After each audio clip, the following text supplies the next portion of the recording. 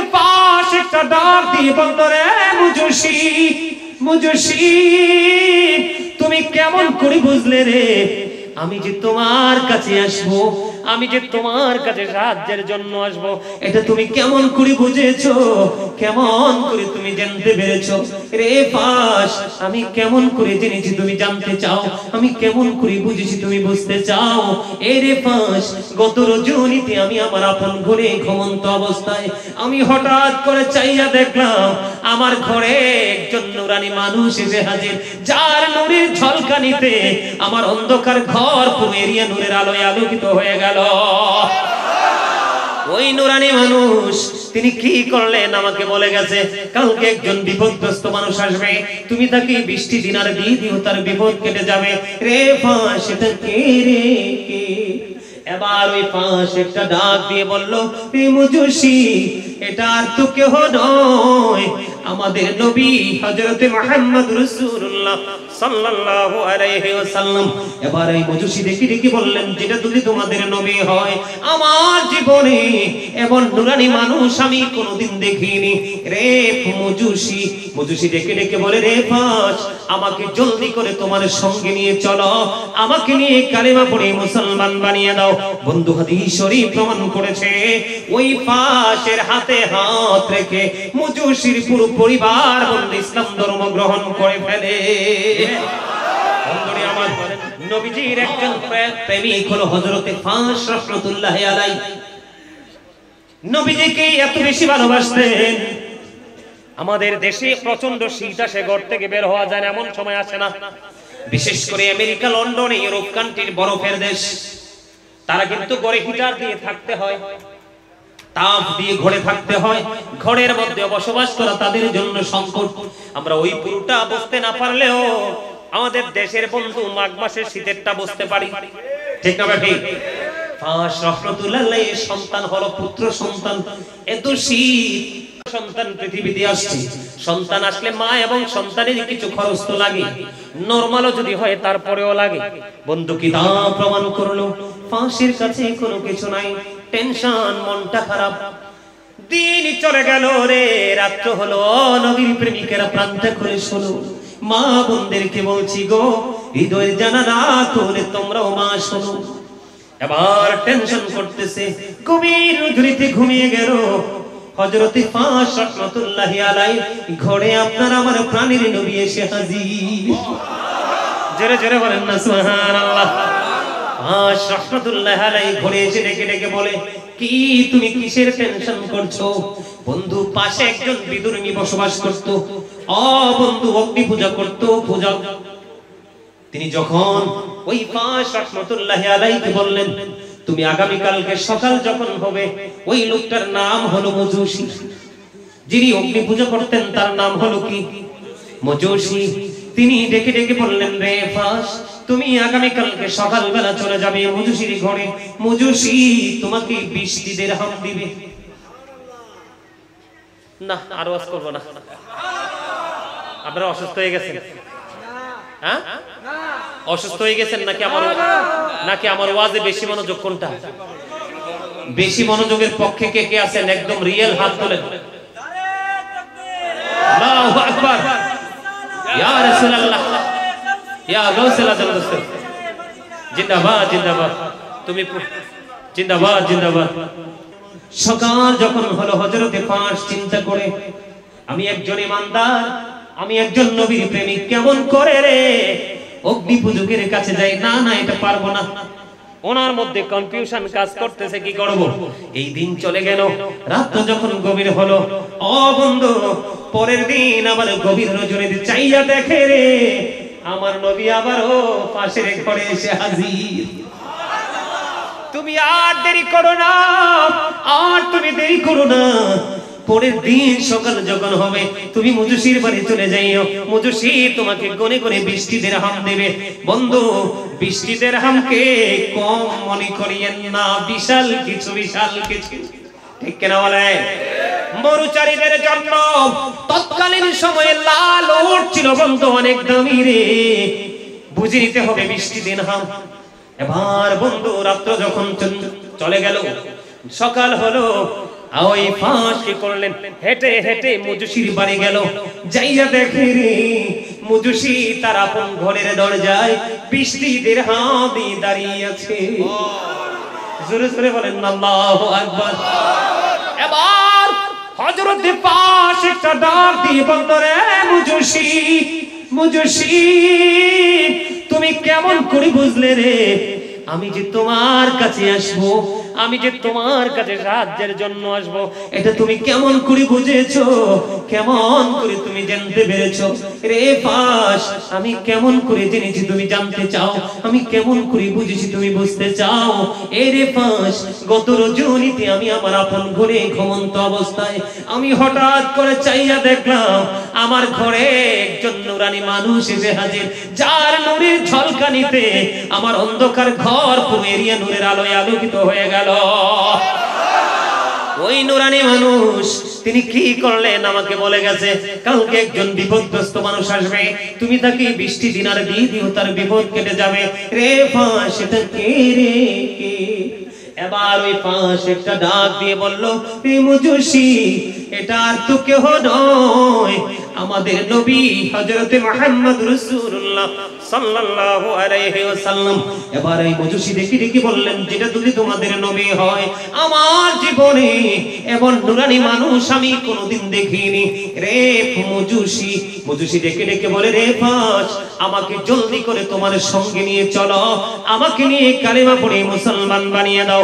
বন্ধু হাদিস শরীফ প্রমাণ করেছে, ওই ফাঁসের হাতে হাত রেখে মুজুসির পুরো পরিবার বন্ধু ইসলাম ধর্ম গ্রহণ করে ফেলে। জোরে জোরে বলেন আল্লাহু আকবার।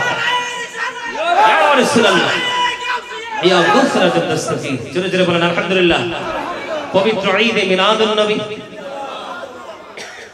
সত্যি আর আলোচনাটা চালানো সম্ভব না রে। আর মুসল্লির পেটে খিদাও লাগছে। এই কথাগুলোর ওজন, এই কথাগুলোর মজা, এই কথাগুলোর ওজন শান্ত তো বুঝে। আমাদের এই যুগে কিছু মুসলমান বের হয়েছে, কোন নবী বলে কিছুই করতে পারে না। সুলতান নুরউদ্দিন জঙ্গির ঘরে গিয়ে আসামি ধরাই দিল। সুবহানাল্লাহ বলেন না? আরো জোরে। মুজুসির ঘর থেকে, বেঈমানের ঘর থেকে অর্থ এনে ইমানদারকে সাহায্য করার ব্যবস্থা করে দিল। সুবহানাল্লাহ বলেন না? এরকম অসংখ্য প্রমাণ আছে। নবীটা কেমন জানেন? হযরত আলী রাদিয়াল্লাহু তাআলা আনহু তিনি বললেন, আমি একদিন আমার নবীর সফরের সঙ্গী হলাম, মক্কার আঁকা-বাঁকা মেঠো পথে হাঁটতে শুরু করলাম। আমি আলী নিজ কানে শুনেছি, আমি নিজ কানে শুনেছি আমার নবী যখন হাঁটে রে, ওই বৃক্ষ, ওই পাহাড়, ওই পাথর, ওই কীট পতঙ্গ সবগুলো আমার নবীকে সালাম দিয়েছে। আমি আলী তা নিজে কানে শুনেছি। আর যেই মোল্লা নবীর বিরোধিতা করে, ওই মোল্লারে দেখলে এই যুগের মানুষ সালাম দেয় না। কথা বলেন না কেন? ভুল বলেছি। মোল্লা চলে যাচ্ছে কারো হাত, আর আমার নবীকে পাথর সালাম দিয়েছে, গাছ সালাম দিয়েছে। ঠিক কিনা বলেন? আমার নবীর কথা কেনা শুনেছে। জোরে জোরে কোন ঠিক না ঠিক? তাহলে আমরা সেই নবী পেয়ে দামি না কম দামি? আরো জোরে। নবীর আগমনে আমরা খুশি না বেজার? এই খুশি হওয়ার জন্য কে বলেছে? আল্লাহ বলেছেন, কুল বিফাদলিল্লাহি ওয়া বিরহমাতিহি ফাবিযালিকা ফালিয়াফরাহু হুয়া খায়রুম মিম্মা ইয়াজমাউন। জোরে জোরে কোন না সুবহানাল্লাহ। নবী আমাদের জন্য নিয়ামত না? قد جاءكم من الله نور وكتاب قد جاءكم الرسول بالحق من ربكم فآمنوا خير لكم. জোরে জোরে কোন আল্লাহু আকবার। আর জোরে বলেন সুবহানাল্লাহ। নিয়ামত কি না? এই নবীকে আমাদেরকে কি করতে হবে? আমার নবীকে কি করতে হবে? ভালো কে বলেছেন? আল্লাহ। আতুআযিরুহু আতুআকিরুহু help him and respect him. জোরে জোরে সুবহানাল্লাহ। আমার দিকে তাকান। পৃথিবীতে তো সবাই আসছে, আমার নবীও আসছে। সৃষ্টির জগতের মধ্যে আমার নবীর আগমনের ইতিহাস, সৃষ্টির ইতিহাসে বিরল। সুবহানাল্লাহ বলেন। নবীর মর্যাদা বোঝানোর জন্য বন্ধু বলছি, কত নবী পৃথিবীতে এসেছে, কত বুজুর্গগুলো পৃথিবীতে এসেছে। আপনার আমার এই সমাজের মধ্যে কত মানুষ পৃথিবীতে এসেছে, কিন্তু কোন মরা মানুষ কবর থেকে আসতে দেখছেননি? আরো ধরে দেখছেন? জীবনে কোনদিন শুনেছেন? শুনিনি, আমিও শুনিনি। কিন্তু আপনার আমার প্রাণের নবী পৃথিবীর বুকে আগমন করবে। নবীজি যখন আগমন করবে, ও বন্ধু, হযরতে আদম আলাইহিস সালামের স্ত্রীর নাম কি? হযরতে হাওয়া। শীষ নবীর মা হাওয়া। ও বন্ধু, ঈসা নবীর মা মরিয়ম, ইসমাঈল আলাইহিস সালামের মা হাজেরা, ঠিক কিনা বলেন? ওনারা জান্নাত ছাড়িয়া মা আমিনার ঘরে এসে হাজির হয়ে গেছে। জোরে জোরে বলেন না সুবহানাল্লাহ। বন্ধু, আমার নবীর যখন পৃথিবীর বুকে আগমন হয়েছে, আমার নবীর আগমনের সময় আকাশের তারাগুলো জমিনের এত নিকটবর্তী হয়েছিল। হাদিসের রাবী বলেছে, আমার কাছে মনে হয়েছে যেন আকাশের তারাগুলো এত বেশি আনন্দিত হয়ে জমিনের এত বেশি কাছাকাছি এসেছিল। আমার কাছে মনে হয়েছিল সবগুলো যেন আমার উপরে এসে পড়বে। সুবহানাল্লাহ বলেন। এই পৃথিবীর বুকে আপনাকে আমাকে খতনা করিয়েছে কোন না কোন খলিফা, না হয় কোন না কোন ডক্টর, কিন্তু আপনার আমার নবীর বিলাদত আগমন এতটা প্রেমময়, এতটা মর্যাদা সম্পূর্ণ, এই পৃথিবীর কোন খলিফা আমার নবীকে খতনা করায়নি। আমার নবী খতনা করা অবস্থায় পৃথিবীর বুকে কদম মোবারক দিয়েছে। জোরে জোরে বলেন না সুবহানাল্লাহ। বন্ধু, তোমরা জানো না, এই পৃথিবীর বুকে সন্তান যখন আসে, হসপিটালে যদি সিজারে হয় ডাক্তার নাভি কাটে, আর বাড়িতে যদি হয় তাহলে দাইমা নারী কাটে, নাভি কাটে, ঠিক কিনা বলেন? কিন্তু আপনার আমার নবী এই পৃথিবীর বুকে কদমটা বাড়িয়ে দিয়েছে। আমার নবীজি যখন কদম মোবারক বাড়িয়ে দিল, আমার নবীজি আসার সঙ্গে সঙ্গে বন্ধু নাভি কাটা। বড় মজার খবর একটা আমার কাছে সবচেয়ে বেশি মজা লাগে বন্ধু, হযরতে সুফিয়া রাদিয়াল্লাহু তাআলা আনহা তিনি জানিয়ে দিয়েছেন, মা আমিনার উদর থেকে যখন আমার নবী এই পৃথিবীর বুকে কদম মোবারক বাড়িয়ে দিল, আমরা কাছে যাইতেছিলাম, খেয়াল করবেন, আমরা কাছে যাইতেছিলাম, ওই নবী মুহাম্মদ মা আমিনার উদর থেকে পৃথিবীর বুকে ছেলে আসলো না মেয়ে আসলো। ওই হযরতে সুফিয়া রাদিয়াল্লাহু তাআলা আনহা তিনি বললেন, আমি যখন দেখতে যাইলাম, আমি ওই আল্লাহর প্রিয় হাবিবুল্লাহর কাছে যাওয়ার আগে আমি প্রাণের নবীর কাছে যাওয়ার আগে আমি হঠাৎ করে চাইয়া দেখলাম কুদরতি একটা নূরের চাদর গায়েবী ভাবে কোথা থেকে যেন আসলো। কুদরতি একটা নূরের চাদর এসে আপনার আমার প্রাণের নবীর ওই বুক মুবারক থেকে পুরো নিচের অংশটা ঢেকে দিয়েছে। পৃথিবীর কোনো মানুষ আমার নবীর লজ্জাস্থান দেখতে পায়নি। জোরে জোরে বলেন না সুবহানাল্লাহ। সেই নবী এই পাওয়াতে খুশি না বেজার? আরো জোরে। সবই নবী পাইয়া আপনারা খুশি না? আপনারা আছে টাকা খরচ করছেন না? আরো জোরে বলেন না কেন? টাকা খরচ করছেন না? করছেন। এই টাকা খরচ কি লস হইছে না লাভ হইছে? চিরস্থায়ী লাভের পাল্লায় আপনারা। কেমনে? এটা আমার মন গড়া কথা নয়। আবু বকর সিদ্দিক রাদিয়াল্লাহু তাআলা আনহু বলেছেন, আমার নবীজি পৃথিবীর বুকে কদমটা বাড়িয়ে দিয়েছে। এই কদম বাড়িয়ে দিয়েছে। মিলাদ মানে হলো নবীজির আগমন। মিলাদুন নবী মানে নবীর মিলাদ মানে হলো নবীজির আগমন, জন্ম বৃত্তান্ত, ঠিক কিনা বলেন? আমার দিকে তাকান। আবু বকর দামি না কম দামি? এত বেশি দামি রে। এই যুগের মানুষ যদি আবু বকরকে সশরীরে দেখতে পাইতো, তাহলে সকল মানুষের জান্নাত বরাদ্দ হয়ে যাইত। কারণ যে নবীকে প্র্যাকটিক্যালি দেখেছে, তাকেও যদি কোনো মানুষ থার্ড পারসন কোনো পারসন যদি দেখে, তার জন্য জান্নাত অপেক্ষমান। আবু বকর সিদ্দিক রাদিয়াল্লাহু তাআলা আনহু বলেছেন, মিলাদুন নবীতে কেউ যদি খুশি হয়, একটি দিরহাম মাত্র খরচ করে, তার মানে 1 টাকা খরচ করে, সেই ব্যক্তি আমি আবু বকরের সাথে জান্নাতে বন্ধু হয়ে থাকবে। ইসলামের দ্বিতীয় খলিফা হযরত ওমর তিনি বলেছে, উচ্চ মর্যাদার সাথে যে ব্যক্তি মিলাদুন নবী পালন করলো, সেই যেন বদর, সেই যেন ইসলামটাকে জিন্দা করে দিল। হযরত ওসমান জিন্নুরাইন রাদিয়াল্লাহু তাআলা আনহু তিনি বলেছেন, যে ব্যক্তি অত্যন্ত মর্যাদার সাথে মিলাদুন নবী পালন করলো, 1 দিরহাম খরচ করলো, সে যেন বদর এবং হুনাইনের যুদ্ধে অংশগ্রহণ করলো। জোরে জোরে বলেন সুবহানাল্লাহ। ইসলামের চতুর্থ খলিফা হযরত আলী রাদিয়াল্লাহু তাআলা আনহু তিনি বলেছেন, মিলাদুন নবীতে যেই ব্যক্তি 1 দিরহাম খরচ করলো, কয়টি দিরহাম? 1 দিরহাম যে ব্যক্তি খরচ করলো, মিলাদুন নবীতে যেই ব্যক্তি 1 দিরহাম খরচ করলো, সে যেন যেই ব্যক্তি মিলাদুন নবীতে 1 দিরহাম খরচ করলো তার মৃত্যু হবে ঈমানের সাথে, সে বিনা হিসাবে জান্নাতে যাবে। জোরে জোরে বলেন না সুবহানাল্লাহ। আমি আজকে প্রাণ ভরে দোয়া করে যাব, আপনারা যেন জীবন যতদিন আছে আপনারা যেন মিলাদুন নবী পালন করে যেতে পারেন।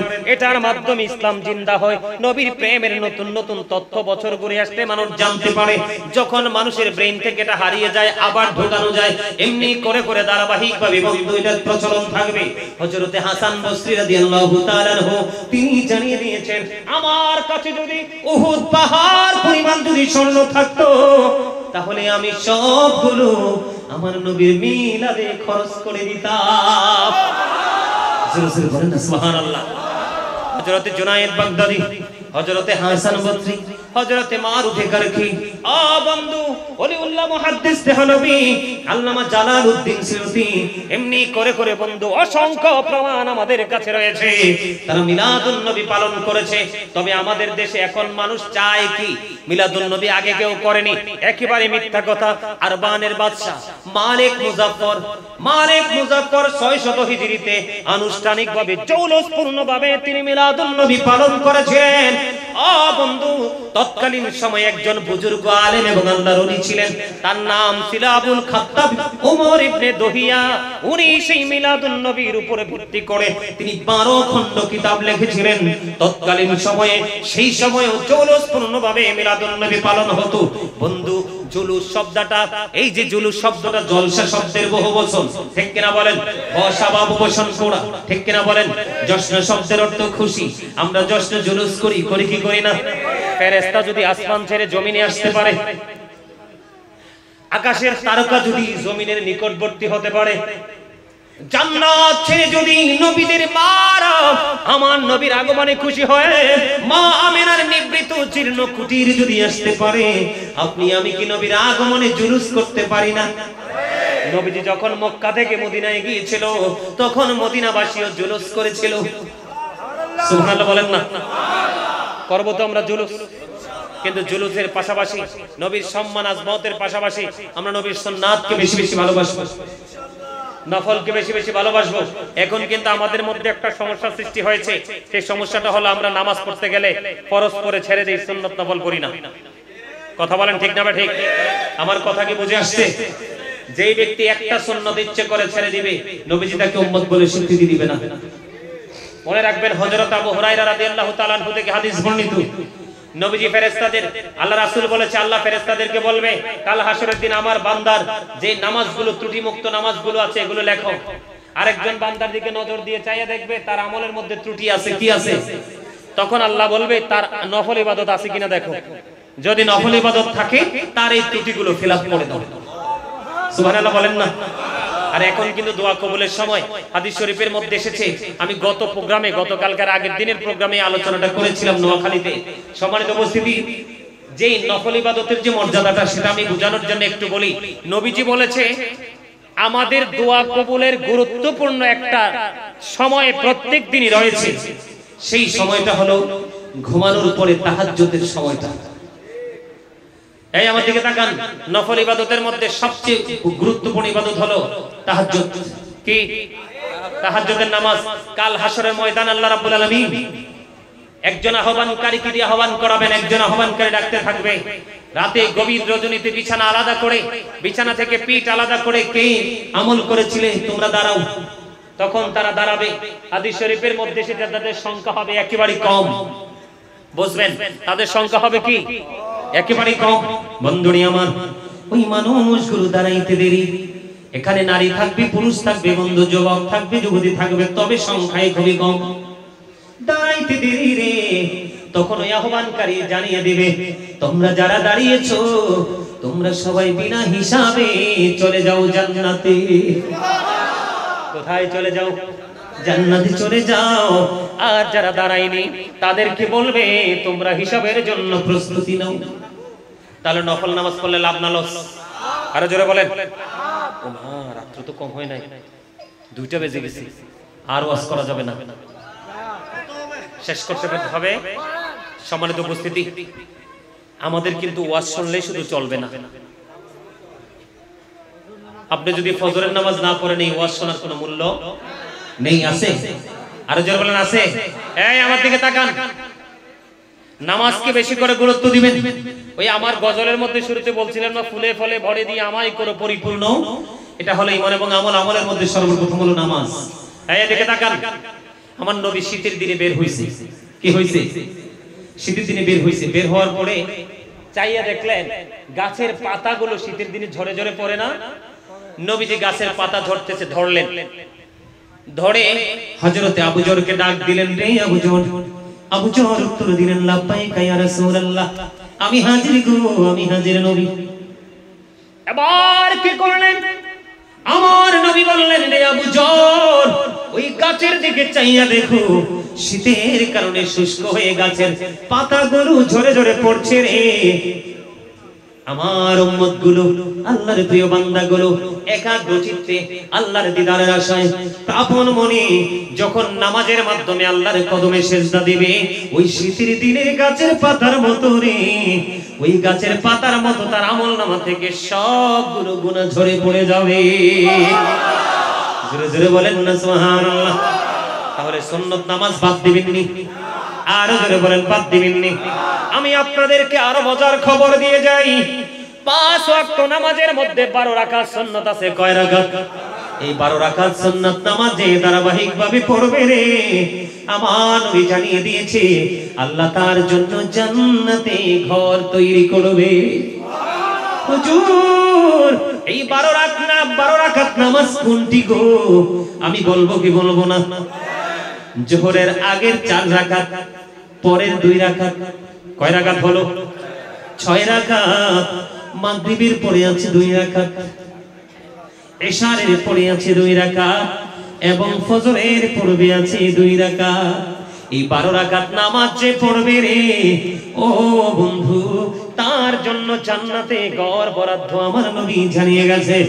এই যুবক, আজকে তোমাদেরকে বলে দেই রে, নবীর ভালোবাসা, নবীর সম্মান হলো ওইটা যেটা তুমি আলেমদের কাছ থেকে শোনার পরে মানবা।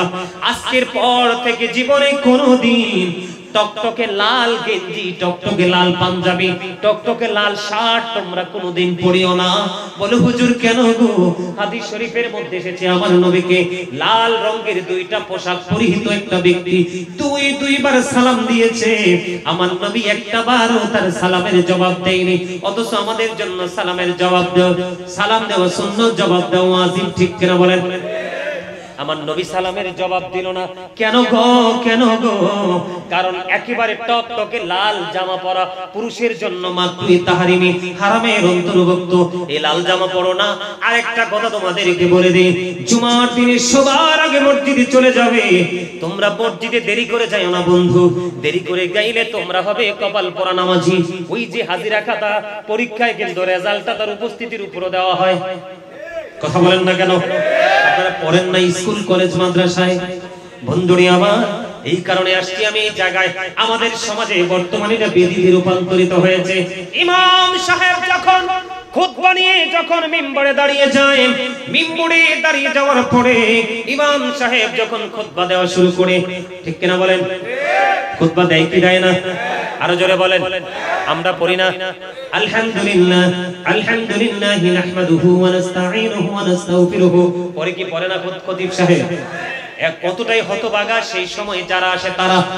যখন ইমাম সাহেব খুতবা দেওয়া শুরু করে, যেই ফেরেশতারা আজকের জুমার দিনের মুসল্লিদের নাম লিস্ট করার জন্য এসেছে, তাদের যে নোটবুকটা তারা বন্ধ করে ফেলে, তারা বন্ধ করে দিয়ে ইমাম সাহেবের খুতবা শোনার জন্য দাঁড়িয়ে যায়। এই সময় যে নামাজি মসজিদে প্রবেশ করবে, নামাজ পড়বে ঠিকই, কিন্তু আল্লাহর কুদরতি যে দূত পাঠিয়েছে তুমি নামাজি হিসাবে তোমার নোট করার জন্য, এই নোটে আজকে তোমার লিস্টে তোমার নাম আসলো না। এটা কি হতভাগা কিনা বলেন? এখানে আমি আরেকটু ক্লিয়ার করে দিই আপনাদেরকে। প্রতিদিন শীত টাকারে ফেরেশতারা পৃথিবীতে আসে। সকালে যারা আসে বিকালে চলে যায়, বিকালে যারা আসে পরের দিন সকালে চলে যায়। ফেরেশতারা যখন পৃথিবী বিচরণ করে আল্লাহর কাছে ফিরে যায়, আল্লাহ পাক ফেরেশতাকে ডেকে ডেকে বলে, ফেরেশতারা রে, একটা প্রশ্নের উত্তর তোমাদের কাছ থেকে জানতে চাই, বলিব? বলেন নাকি জানতে চান? ও ফেরেশতারা, যাওয়ার পরে আমার উম্মত বান্দাগুলো কি কি অবস্থায় দেখেছো? তারা বলবে নামাজ অবস্থায় দেখেছি। আসার সময় সময় কি অবস্থায় দেখেছো, আসার সময়ও নামাজরত অবস্থায় রেখে এসেছি। ভালো লাগে? মজার না খবরটা? জুম্মার দিন। কোন দিন? জুম্মার দিনে বন্ধু, এটা সাইয়্যিদুল আইয়াম, শ্রেষ্ঠ দিন। এই দিনে আমার দিকে তাকান।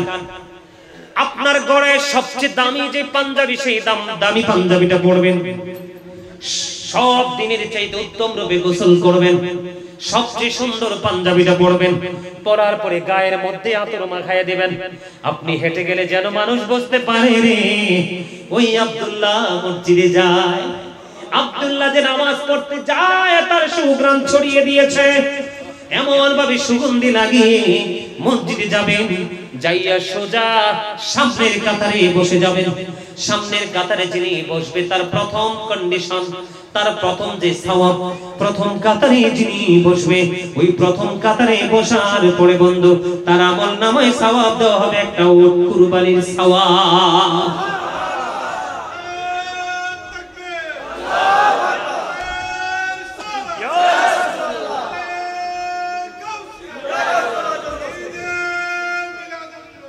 জিন্দাবাদ জিন্দাবাদ। বুঝতেছেন? প্রথম কাতারে যাওয়ার পরে কি পাইলেন? ও কুরবানির সওয়াব। এবার তো আপনি বসে রইলেন। কি রইলেন? সারা যতক্ষণ হুজুর আছে বসে রইলেন, সবাই চলে যাচ্ছে। আপনার সুন্নাত পড়তে হবে, নফল পড়তে হবে, মিলাদ পড়তে হবে, কিয়াম করতে হবে, মুনাজাত দিতে হবে। একেবারে 100% টেনশন ফ্রি। ঠিক কিনা বলেন? কোনো টেনশন নাই। বসে রইলেন বন্ধু, সব মানুষ চলে গেল, তাদের পেটে কইদা, ব্রেইনের মধ্যে বন্ধু প্রেসার, কিন্তু যিনি আগে আসলো তিনি গেল না। আমার নবী বলে দিল, তোমার মতো খুশনসিব আর তো কারো নাই রে, আর কারো নাই। হুজুর নিয়ামতটা কেমন নবীজি জানিয়ে দিয়েছেন। যিনি সবার আগে উত্তম রূপে গোসল করে সুন্দর করে অন্য দিনের তুলনায় সুন্দর করে সেজে গুজে জুম্মার দিনের স্পেশাল মেহমান হয়ে তিনি জুমার নামাজ সবার আগে পড়তে গেল এবং সবার পরে তিনি বের হয়ে আসলো। আমার নবীজি বলেছেন, মসজিদ থেকে বের হইয়া তার বাড়ি যাইতে যতগুলো কদম লাগবে রে ও বন্ধু, প্রত্যেকটা কদমের বিনিময়ে 1 বছরের নফল ইবাদতের সওয়াব দেওয়া হয়।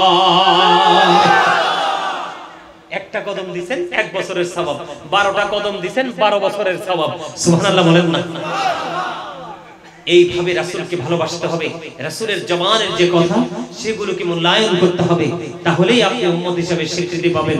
মুখে বললেন আমি নবীর প্রেমিক, কিন্তু অন্তরে নবীর প্রেমকে কি করতে পারলেন না, ঠাঁই দিতে পারলেন না, বাস্তব জীবনে বাস্তবায়ন করতে পারলেন না, তাহলে কিন্তু আপনার জীবনটা পুরোপুরি ব্যর্থ হয়ে যাবে। সম্মানিত উপস্থিতি, আজকের আলোচনা বাড়াচ্ছি না, অনেক আলোচনা হয়েছে। আবার যদি কোথাও দেখা হয় ভিন্ন কোনো বিষয় নিয়ে আপনাদের সামনে এসে হাজির হয়ে যাব। আজকে যতটুকু আলোচনা করেছি, আলোচনা যদি কষ্ট পেয়ে থাকেন আল্লাহর রাস্তায় ক্ষমা করে দিবেন। যদি ভালো লেগে থাকে আমল করার চেষ্টা করবেন। তবে সবচেয়ে বড় কথা হলো, বর্তমানে আমাদের সমাজে আমারে কোন হেইয়া কম আনে, টেনশন করতে হইবে না, একটা না গাইতে হইবে, ওইলে হাদিয়াও দিতে হইবে। ও মা, দেখছেন নি এতটা চালাক আছে তো। একটা না চাইলে ডজন খানেরকে শোনাবো, অসুবিধা নাই, কারণ এই পিঞ্জর ভরা। আলহামদুলিল্লাহ বলেন না? সম্মানিত উপস্থিতি, সর্বশেষে কিছু কথা বলবো। আমাদের সমাজে কিন্তু সুদের প্রচলন বেড়েছে। আপনারা কিন্তু সুদ থেকে বেঁচে থাকতে হবে। সুদখোর কখনো সুন্নি হতে পারে না। সুদখোর কখনো সুন্নি হতে, ব্যবসায়ী যিনি ওজনে কম দেয় তিনি কখনো সুন্নি হতে, মানুষের কলিজায় যিনি আগুন দেয় তিনি সুন্নি হতে। আপনারা জানেন কি, হযরত আবু হুরায়রা থেকে হাদিস বর্ণিত, কোন দিকে আলোচনা করলে আসলে শেষ হবে না। হযরত আবু হুরায়রা রাদিয়াল্লাহু তাআলা আনহু থেকে হাদিস বর্ণিত। ওই এদিকে তাকান। নবীজিকে এক ব্যক্তি এসে প্রশ্ন করলো, ইয়া রাসূলুল্লাহ, এক ব্যক্তি অনেক নামাজ পড়ে, দান সদকা করে, কিন্তু তার কথা সুন্দর না, ব্যবহার ভালো না। নবীজি বললেন তিনি জাহান্নামী। আরেকজন মহিলার দিকে ইশারা করে বললেন, ইয়া রাসূলুল্লাহ, উনি অনেক বেশি নামাজ পড়তে পারে না, দান সদকাও করতে পারে না, কিন্তু ওনার ব্যবহারে তো সুন্দর, ওনার ব্যবহার শুনলে কলিজা শান্তি হয়ে যায়। নবীজি বললেন তিনি জান্নাতি। কি চমৎকার, দেখছেন নি? আমার কথা বুঝতে পারছেন আপনারা? মানে যত বেশি আমল করেন ব্যবহার সুন্দর না হলে জান্নাতে যাওয়া যাবে, কারণ আমার আল্লাহ সুন্দর ব্যবহার করে।